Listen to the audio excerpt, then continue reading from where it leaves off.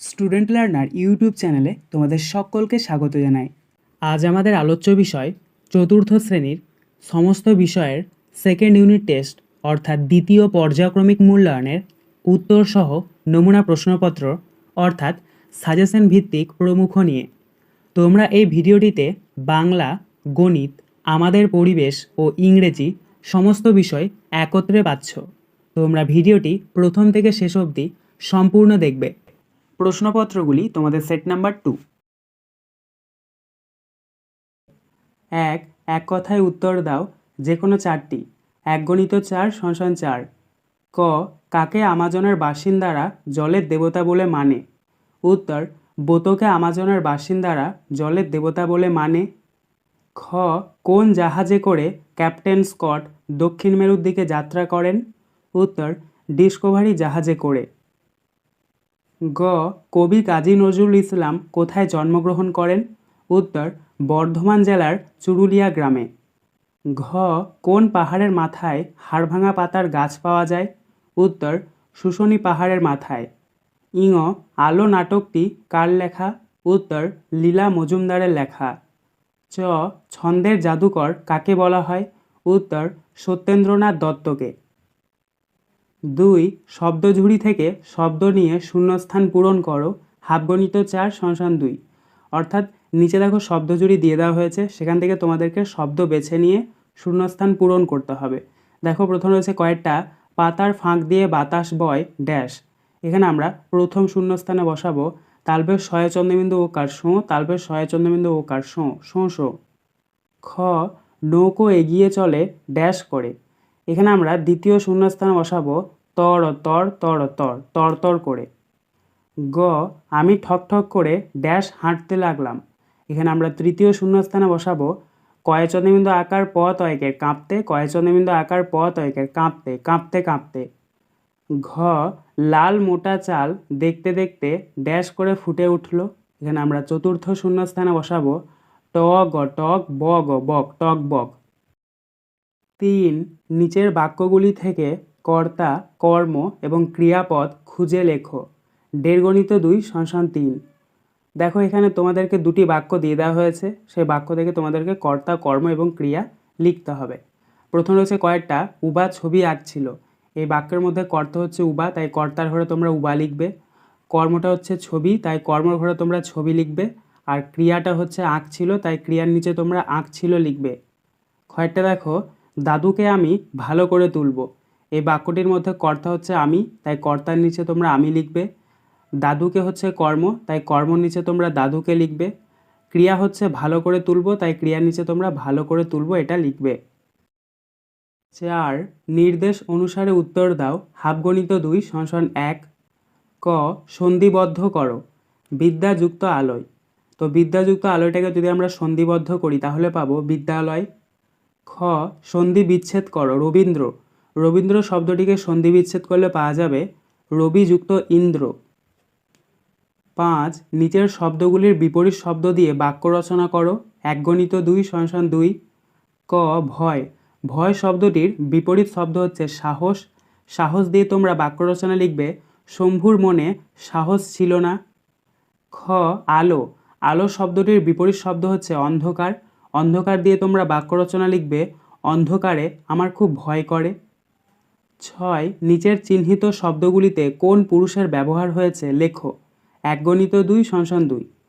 ক আমরা বনভোজনে গেলাম। এখানে আমরাটা হচ্ছে উত্তম পুরুষ। খ মাঝি মাছের ঝোল রাঁধে। এখানে মাঝিটা হচ্ছে প্রথম পুরুষ। 7 নিচের দাগ দেওয়া শব্দগুলিতে কোন বচনের ব্যবহার করা হয়েছে লেখো। হাফগণিত 2 =1। ক ছোট ছোট স্রোত এসে পড়ছে খালে। এখানে ছোট ছোট স্রোতটা হচ্ছে বহুবচন।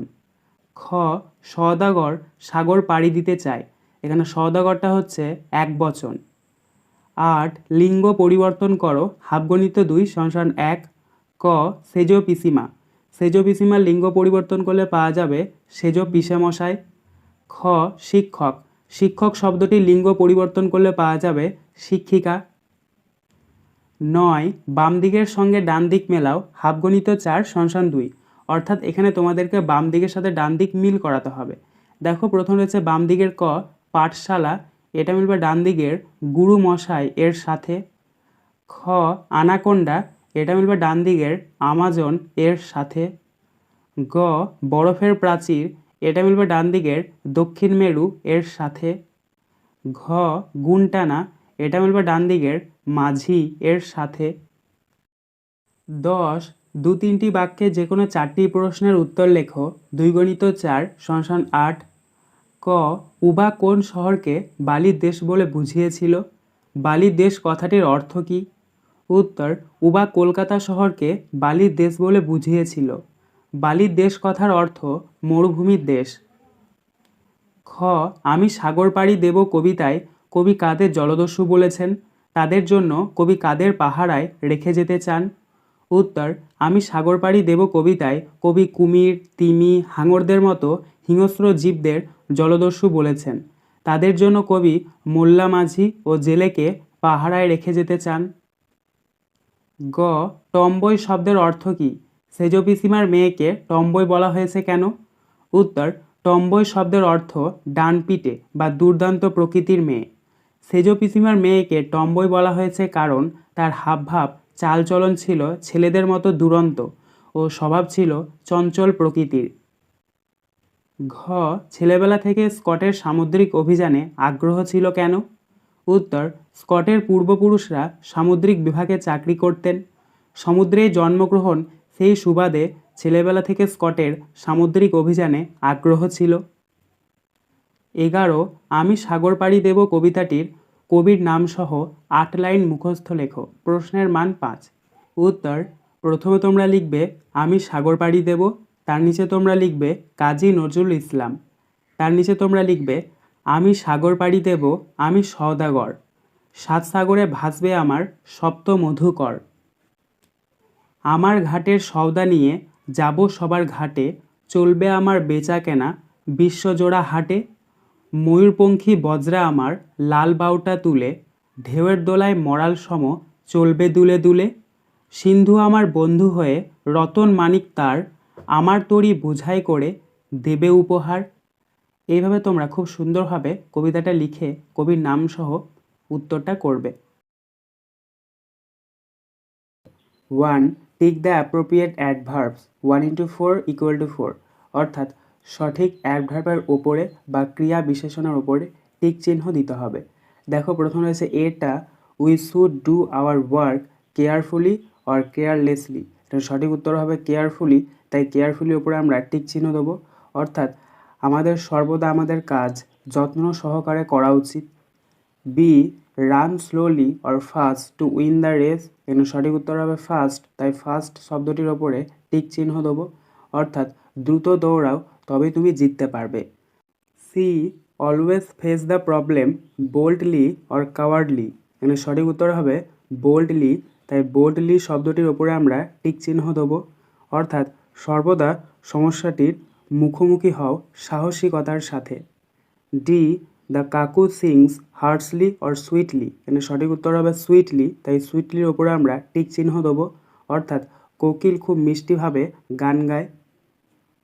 2 right T for true and F for false statements in the given boxes 1 × 4 = 4, অর্থাৎ বাক্যটি সত্য হলে তোমাদেরকে টি লিখতে হবে এবং মিথ্যা হলে এফ লিখতে হবে।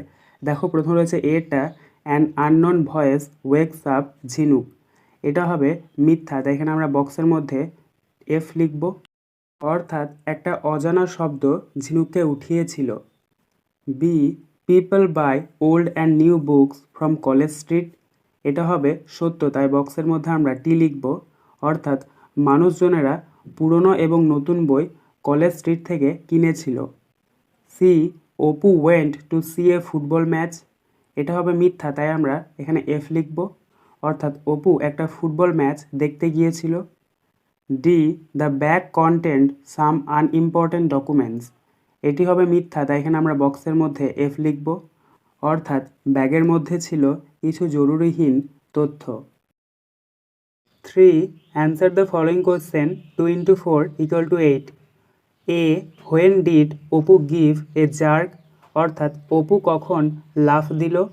Answer when Apu fell on the ground Apu felt and bite on his right leg to to save himself from more bites he gave a jerk.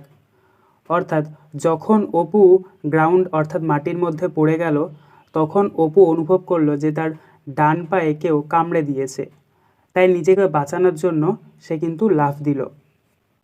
B, why was the forest dark? অর্থাৎ কেন জঙ্গলটা অন্ধকার ছিল?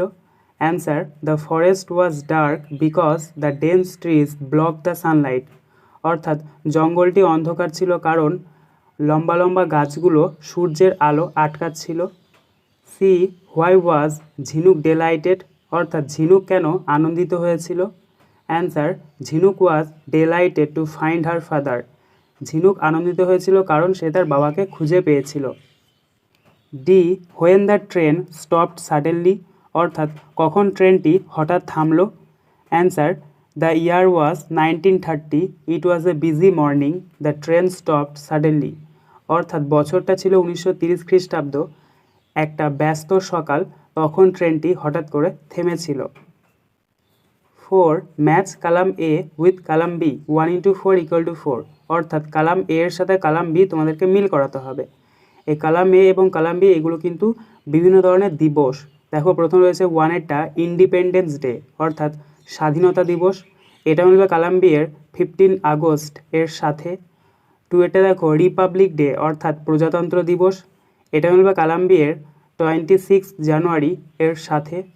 3টা দেখো নেতাজিস birthday অর্থাৎ নেতাজির জন্মদিন, এটা মিলবে কালাম বি এর 23 জানুয়ারি এর সাথে। এবং 4-এরটা দেখো গান্ধীজিস বার্থডে অর্থাৎ গান্ধীজির জন্মদিন, এটা মিলবে কালাম বি এর 2 অক্টোবর এর সাথে। 5, fill in the blanks with the opposite of the words given in the brackets 1 × 4 = 4। অর্থাৎ ব্র্যাকেটের মধ্যে যে শব্দগুলো দেওয়া রয়েছে সেগুলো তোমাদেরকে অপোজিট বা বিপরীতার্থক শব্দ লিখতে হবে।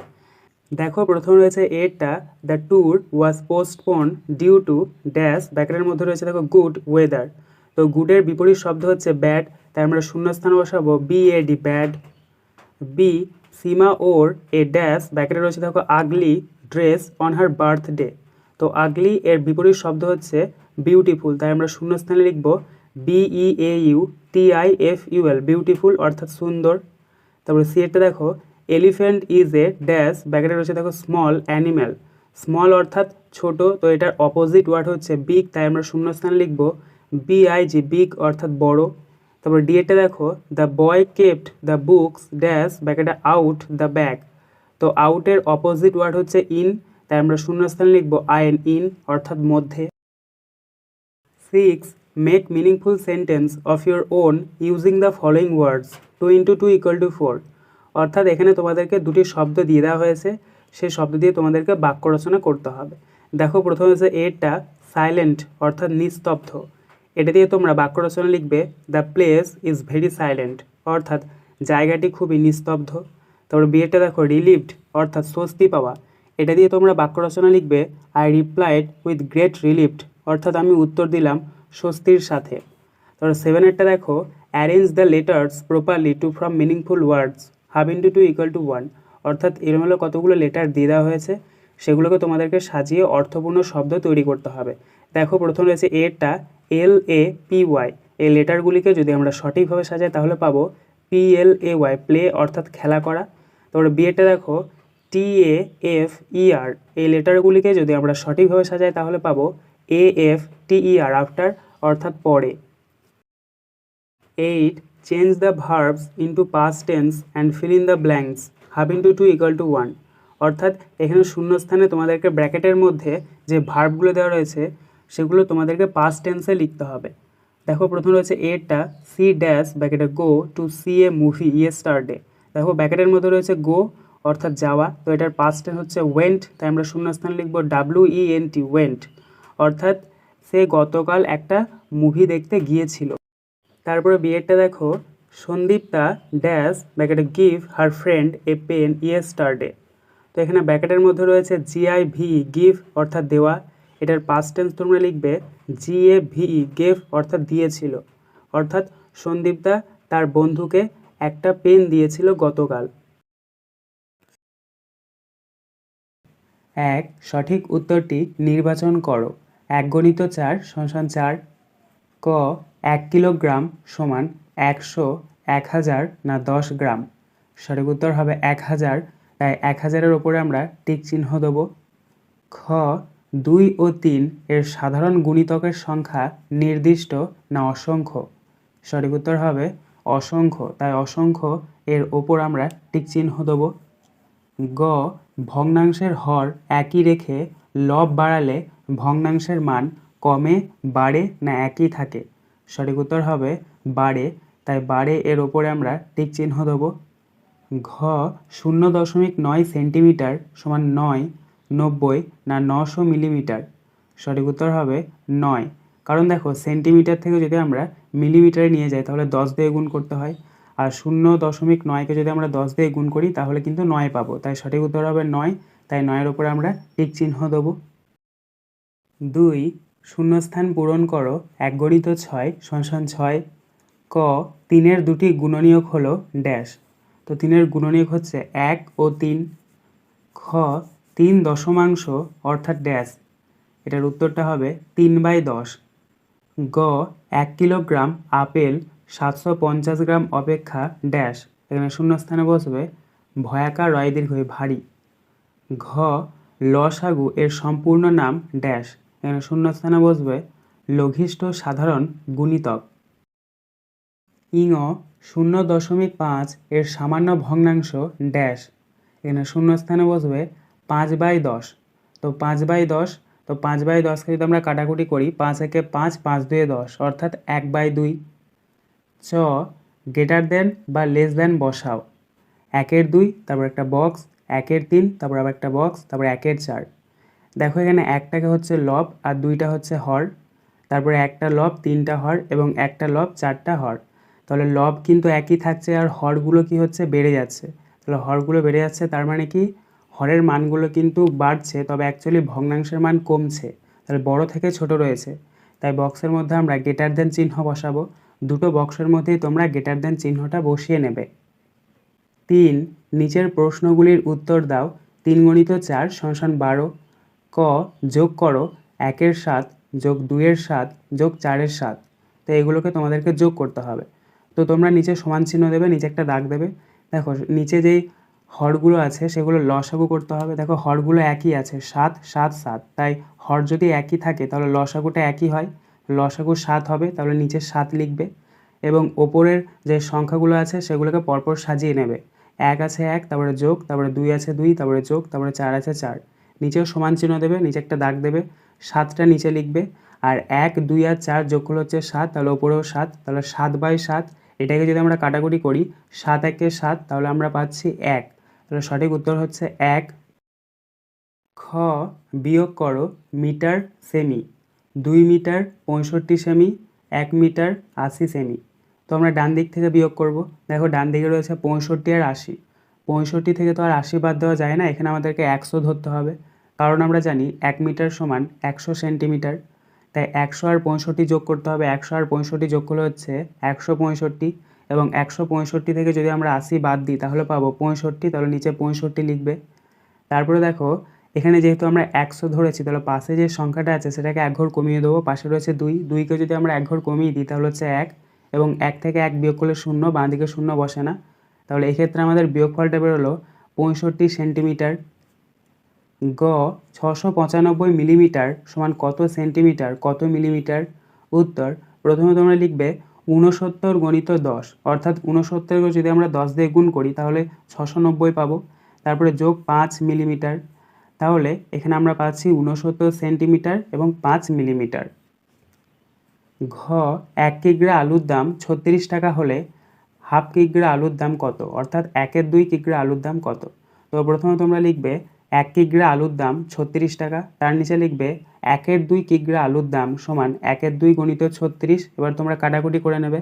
2-এর সাথে যদি আমরা 36-এ কাটাকুটি করি 2, 18 এবং 36, তাহলে 2 কেটে দেবে, 36 কেটে দেবে, 18 লিখবে। 18-এর সাথে যদি আমরা 1-এর গুণ করি তাহলে 18 1-এ 18, তাই সঠিক উত্তর হচ্ছে 18 টাকা।